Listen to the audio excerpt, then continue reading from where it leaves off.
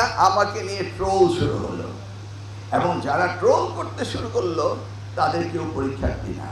আমি তো ঢাকা শহরে আইডিয়াল কলেজ বা ল্যাবরেটরি স্কুল বা ভিকারুন্নেসা, আমি তো কাউকে দেখিনি আন্দোলন করতে, না কেউ আন্দোলন করতে আসেনি। এইভাবে আন্দোলন করে মিসগাইডেড করে কি একটা হ্যাবক সৃষ্টি করলো। ধরুন আজকে জিওগ্রাফি সেকেন্ড পেপার পরীক্ষা চলছে, আমি মিডিয়া ভাইদের বলছি, আপনি নিশ্চয়ই দেখেছেন, নাম বলে তাকে পপুলার করতে চাই না, বলল যে জিওগ্রাফির সেকেন্ড পেপার প্রশ্নপত্র আউট হয়ে গিয়েছে। আউট কি হয়েছে? পরীক্ষা তো শেষ হয়ে গেছে, পেয়েছেন?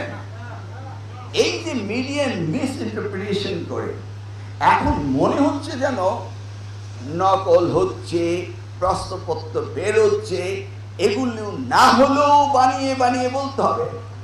If this is a intention to the nation, how could you develop? But সত্যি বলছি, আমরা এসছি এই জাতিকে সুশিক্ষিত করার দায়িত্ব পেয়েছি।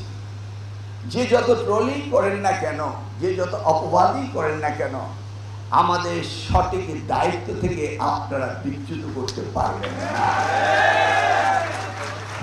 2001 সাল থেকে 2006 সাল দেশমাতা বেগম খালেদা জিয়ার সময় এই মন্ত্রণালয়ের প্রতিমন্ত্রীর দায়িত্ব পালন করেছিলাম, আর আজকে তারই জ্যেষ্ঠ সন্তান জনাব তারেক রহমানের আন্ডারে আমি দায়িত্ব পালন করছি।